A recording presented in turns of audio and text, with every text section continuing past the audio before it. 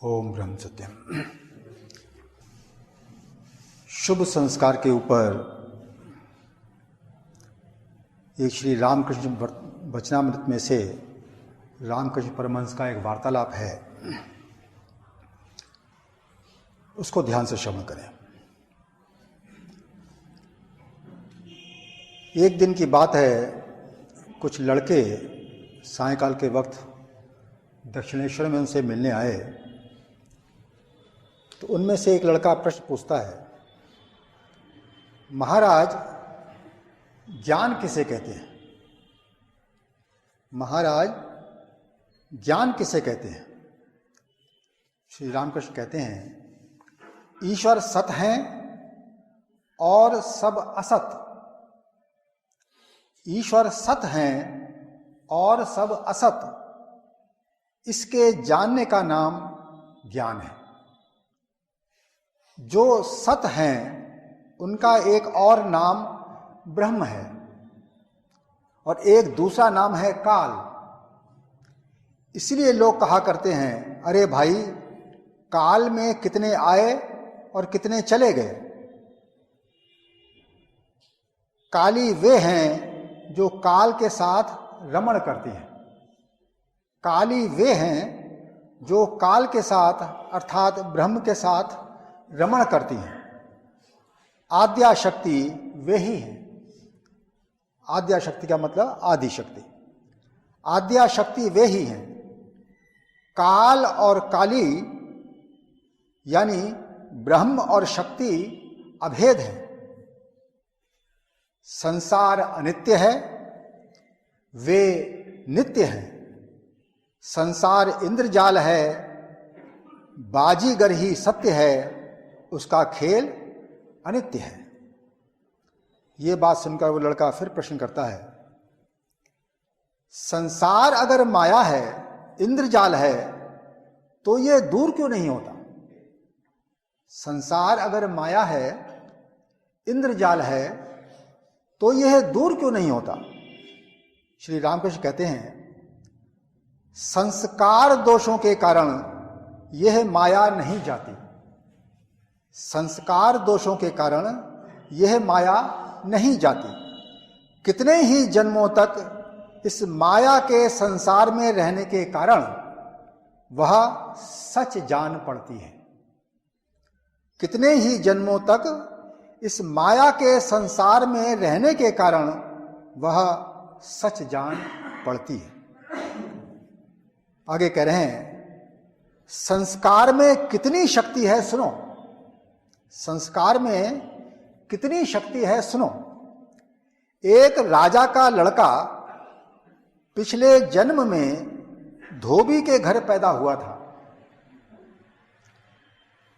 राजा का लड़का होकर जब वो खेल रहा था, तब अपने साथियों से उसने कहा, ये सब खेल रहने दो, मैं पेट के बल लेटता हूं, तुम लोग मेरी पीठ पर कपड़े पटको।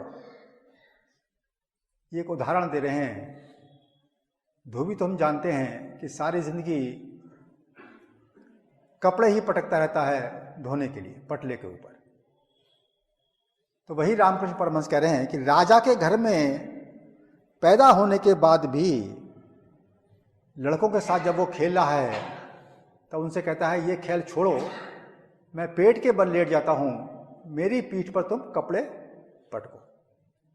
किस प्रकार का संस्कार जो लंबे वक्त तक हम कर्म करते हैं किसी भी रूप में, वो हमारा अगले जन्म में ट्रांसफर हो जाता है।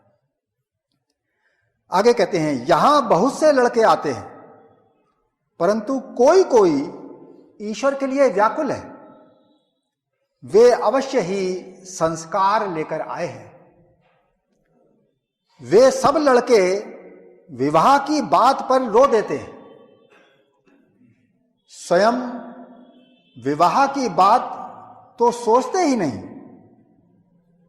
निरंजन बचपन से ही कहता है, मैं विवाह ना करूंगा। निरंजन भी उनका एक शिष्य हुआ है। निरंजन बचपन से ही कहता है, मैं विवाह ना करूंगा।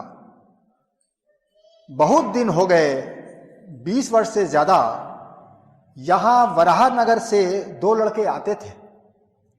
एक का नाम था गोविंदपाल, दूसरे का गोपाल सेन। उनका मन बचपन से ही ईश्वर पर था। विवाह की बात होने पर डर से सिकुड़ जाते थे। गोपाल को भाव समाधि होती थी। विषयी मनुष्यों को देखकर वह दब जाता था, जैसे बिल्ली को देखकर चूहे। जब ठाकुरों के लड़के उस बगीचे में घूमने के लिए गए हुए थे, तब उसने अपने घर का दरवाजा बंद कर लिया था, इसलिए कि कहीं उनसे बातचीत ना करनी पड़े। आगे कहते हैं, पंचवटी के नीचे गोपाल को भावावेश हो गया था। उसी अवस्था में मेरे पैरों पर हाथ रखकर उसने कहा, अब मुझे जाने दीजिए, अब इस संसार में मुझसे रहा नहीं जाता। आपको अभी बहुत देर है, मुझे जाने दीजिए। मैंने भी भावावस्था में कहा, तुम्हें फिर आना होगा। उसने कहा, अच्छा, फिर आऊंगा। कुछ दिन बाद गोविंद आकर मिला। मैंने पूछा, गोपाल कहाँ है? उसने कहा, गोपाल चला गया, उसका निधन हो गया। दूसरे लड़के देखो किस चिंता में घूम रहे हैं। किस तरह धन हो, गाड़ी हो, मकान हो, वस्त्र आभूषण हो, फिर विवाह हो, इसी के लिए घूम रहे हैं। विवाह करना है तो लड़की कैसी है, इसकी पहले खोज करते हैं, और सुंदर है या नहीं इसकी जांच करने के लिए स्वयं जाते हैं। एक आदमी मेरी बड़ी निंदा करता है, बस यही कहता है कि ये लड़कों को प्यार करते हैं। रामकृष्ण परमहंस की निंदा करता था वो, तो वो कह रहे हैं, एक आदमी मेरी बड़ी निंदा करता है, बस यही कहता है कि ये लड़कों को प्यार करते हैं। जिनके अच्छे संस्कार हैं, जो शुद्ध आत्मा हैं, ईश्वर के लिए व्याकुल होते हैं, रुपया, शरीर, सुख, इन सब वस्तुओं की ओर जिनका मन नहीं है, मैं उन्हीं को प्यार करता हूं। जिन्होंने विवाह कर लिया है, उनकी अगर ईश्वर पर भक्ति हो तो वे संसार में लिप्त ना हो पाएंगे।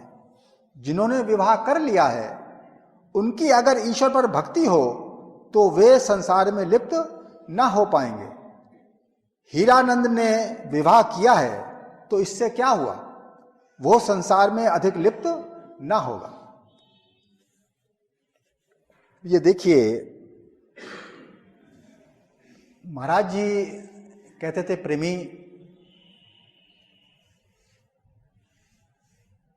इंद्रियों पर संयम रखा करो और अच्छे संस्कार बनाने के लिए इन 5 नियम का पालन किया करो। अब गुरु के पास जो भी आया है, बिना भाग्य के तो आया नहीं। जैसा कि हम सुन रहे थे रामकृष्ण के बातचीत में कि उनके पास वही लड़के आते थे जिनके अच्छे संस्कार होते थे, शुभ संस्कार होते थे, और उनके पास आकर वो क्या सीखते थे? वो ईश्वर की भक्ति सीखते थे। और उन्हीं लड़कों को रामकृष्ण परमहंस बार बार अपने पास आने के लिए कहते थे। तो जब हमारे संस्कार अच्छे होंगे ही नहीं, अच्छे संस्कार का मतलब जिसके अंदर ईश्वर की लगन है। अध्यात्म में अच्छे संस्कार उसी को कहते हैं जो संस्कार आपको ईश्वर की ओर बढ़ने के लिए प्रेरित करते हैं। ईश्वर की बातें सुनने में आनंद अच्छा लगता है, ईश्वर की बातें पढ़ने में अच्छा लगता है, ईश्वर का भजन करना अच्छा लगता है, ऐसे स्थानों पर जाना अच्छा लगता है जहां आध्यात्मिक वातावरण।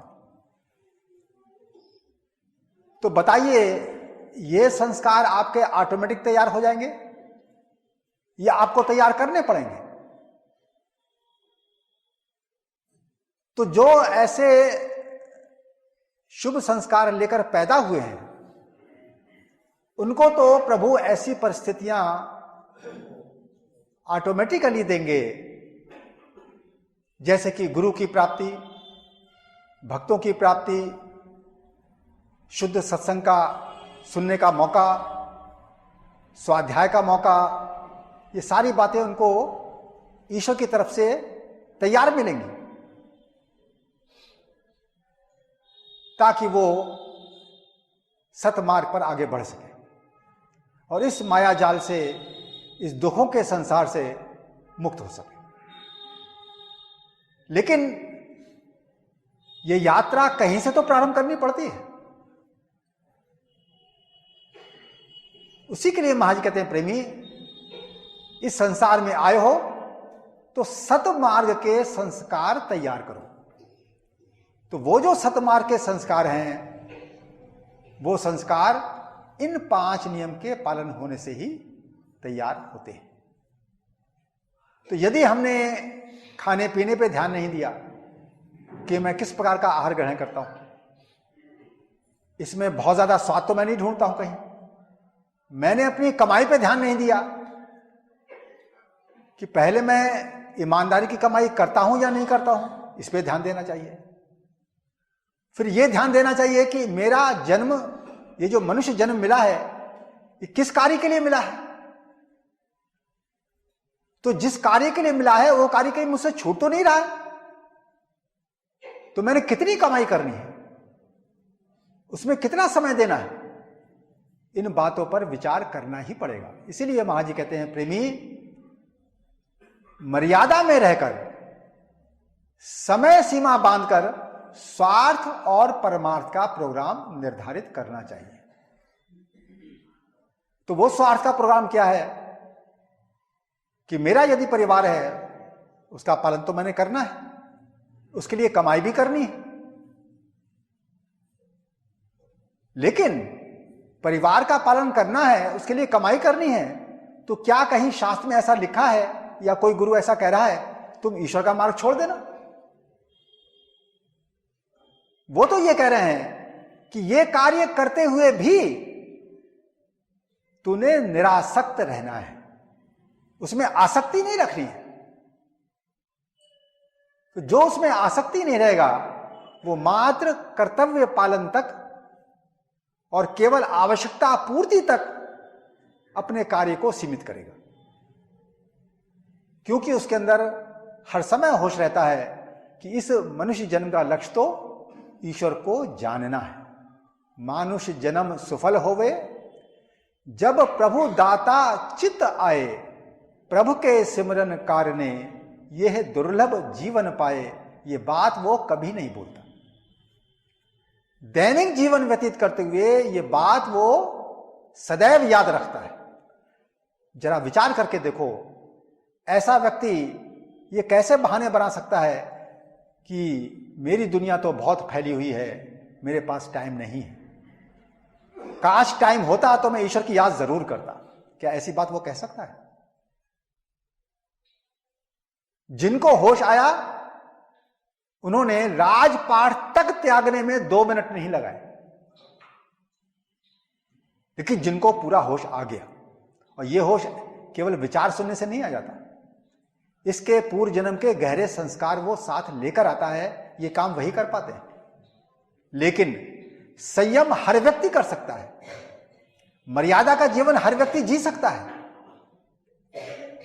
स्वार्थ और परमार्थ की समय सीमा बांधकर निश्चित समय पर सिमरन भी करेगा, निश्चित समय पर सत्संग श्रवण भी करेगा और निश्चित समय पर वो स्वाध्याय भी करेगा। खोटी कमाई कभी भूल कर भी इकट्ठी नहीं करेगा। ईमानदारी से कमाकर कम खर्चे में गुजरान वाला प्रोग्राम व्यतीत करने की वो कोशिश करेगा। तो अब बताइए, जिसने सीमा में रहकर कमाई की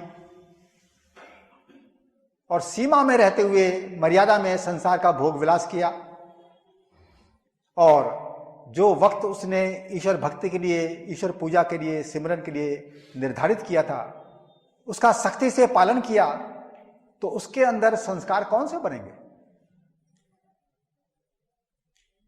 क्या मैं ये बात ईश्वर पर छोड़ सकता हूं? कहीं शास्त्र में ऐसा लिखा है, किसी वाणी में ऐसा लिखा है कि ये काम तुम ईश्वर पर छोड़ देना? वो चाहेगा तो तुमसे सिमरन करा लेगा, चाहेगा तो तुमसे कम कमाई करा लेगा, ऐसा कहीं लिखा है? हर जगह महाराज जी ये कह रहे हैं, प्रेमी, सुबह से लेकर रात्रि तक अपना प्रोग्राम निर्धारित करो। और सुबह शाम वो 2 वक्त सिमरन की बात करते हैं, और कम से कम वो लिख रहे हैं कि 15 वर्ष की आयु से लेकर 30 वर्ष की आयु तक कम से कम 1 घंटा सुबह, 1 घंटा सायकाल सिमरन करना लाजमी है। लाजमी का मतलब कंपलसरी। और ये बात कौन कह रहा है हम मुझसे? ये ईश्वर कह रहा है। तो यदि ये कार्य प्रारब्ध पर निर्धारित हो, तब ये बात ईश्वर मुझसे कैसे कह सकता है? ये बात शास्त्र में कैसे लिखी हो सकती है?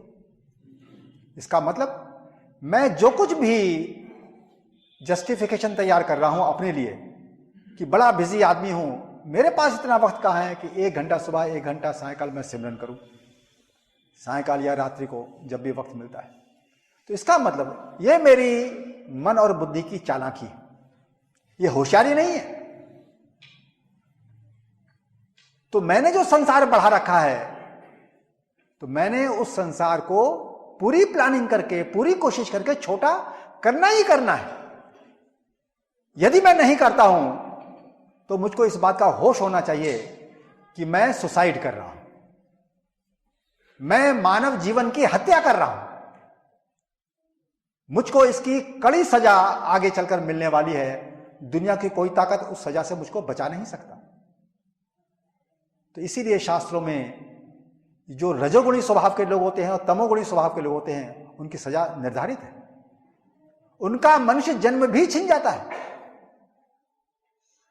इसलिए मनुष्य को यदि ईश्वर जन्म ही चाहिए, तो सतोगुणी संस्कार उसको बनाने ही पड़ेंगे, और सतोगुणी संस्कार बिना ईश्वर भक्ति के नहीं बनते। ये मनुष्य सतोगुण की तरफ तब बढ़ता है जब ये सत्य को चाहता है, सत्य के प्रति इसके अंदर प्रीति होती है, और सत्य कहते हैं ईश्वर को। तो इसीलिए हम ज्यादा चालाक ना बने, ज्यादा होशियार ना बने कि संसार की नकल कर करके अपनी इच्छाएं पूरी करने के लिए, अपनी जो तृष्णा और वासना है जो मैंने पाल रखी है, पिछले जन्म में भी पाली थी और इस जन्म में भी पाली है मैंने, उसको बढ़ाई है मैंने, अब उसका मैं शिकार हो रहा हूं। तो अपनी इस मुसीबत को समझना चाहिए। तो उसके लिए जरूरी है कि 2 वक्त ईश्वर के सिमरन का प्रोग्राम निश्चित होना ही चाहिए, इसमें कोई चॉइस नहीं है। यदि मैं 1-1 घंटा भी सुबह शाम नहीं निकाल सकता, टाइम में चेंज कर सकता हूं आगे पीछे। सत्पुरुष तो यही कहते हैं कि संध्या का समय बेस्ट होता है। संध्या 2 समय होती है, एक संध्या कहते हैं संधि काल को, एक सुबह सूर्योदय से पहले का, और शाम को जिस समय सूर्यास्त होता है उसके बाद, ये संध्या काल होता है, जिस समय दिन और रात का मिलन होता है। तो इस समय मन स्वाभाविक रूप में ईश्वर में लग जाता है, यदि आपका पक्का नियम हो तो। यदि कोई संसार में फंसा हुआ है, किसी की ऐसे समय ड्यूटी ही लगी हो, तो वो क्या करेगा? तो उसके लिए फिर छूट है कि वक्त को आगे पीछे वो कर सकता है, लेकिन इस नियम को तोड़ने की परमिशन नहीं है। कभी इमरजेंसी आ सकती है, लेकिन इमरजेंसी कितनी बार आती है? इमरजेंसी कहते हैं उसके जो ज्यादा क्या आएगी, महीने में 1 बार आ जाएगी, 2 बार आ जाएगी, इससे ज्यादा बार आती है तो इमरजेंसी नहीं है, हम उसको इमरजेंसी कह रहे हैं।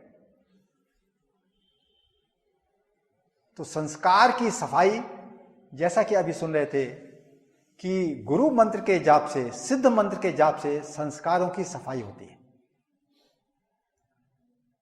और सिमरन से संस्कारों की सफाई ही नहीं होती है, नए संस्कार बनते भी हैं। जिसको कहते हैं ईश्वर भक्ति के संस्कार। सिमरन करते करते ऐसी आदत हो जाती है कि ऑटोमेटिकली आपको प्रभु की याद आती ही रहती है। संसार की याद आती है तो आपको बुरा लगता है, आपके मन को बुरा लगने लगता है कि मुझको संसार की याद क्यों आ रही है। यदि संसार का कोई कार्य पेंडिंग भी है, उसको करना मजबूरी है, तो मन के अंदर एक दुख की लहर दौड़ती है, हे प्रभु ये काम कब निपटेगा। संसार के कार्यों के प्रति आपके मन के अंदर से रुचि गायब हो जाती है। ऐसा लगता है जैसे मजबूरी में आप संसार के कार्य कर रहे हो। तो रुचि आपकी होती है तो केवल ईश्वर की बात सुनने में, ईश्वर की बात पढ़ने में, या ईश्वर की याद करने में, इसी में आपकी रुचि रहेगी। तो जिस दिन आपके साथ ऐसा होने लगे कि ईश्वर की बात पढ़ने में आपको आनंद आए, ईश्वर की बात सुनने में आपको आनंद आए, और ईश्वर की याद करने में आपको आनंद आए, समझ लीजिए कि आपके अंदर सतोगुणी संस्कार का निर्माण हो गया है। इसके अलावा संसार का हर भोग विलास, संसार का हर कर्म आपके मन को खुश नहीं करेगा, यह पक्की बात है। चाहे कितनी भी फैसिलिटी आपको भोगों की क्यों ना हो, चाहे कितनी ही आपके अंदर धन संपदा आपके घर में क्यों ना हो, चाहे कितना ही अच्छी तरह से बसा हुआ परिवार आपका क्यों ना हो, लेकिन आपका मन उसमें खुश नहीं होगा जब आपके सतोगुणी संस्कार बन जाएंगे तो इसीलिए इन संस्कारों के निर्माण के लिए मैं सत्पुरुषों का मार्गदर्शन चाहता हूं। मैं सत्संग श्रवण करता हूं, मैं स्वाध्याय करता हूं, तो मैं विचार करके तो देखूं कि मेरा दैनिक जीवन व्यतीत कैसे हो रहा है, किस ललचाई आंखों से मैं संसार के इंद्रियों के भोग विलास को देखता हूं, ये तो मुझको पता है।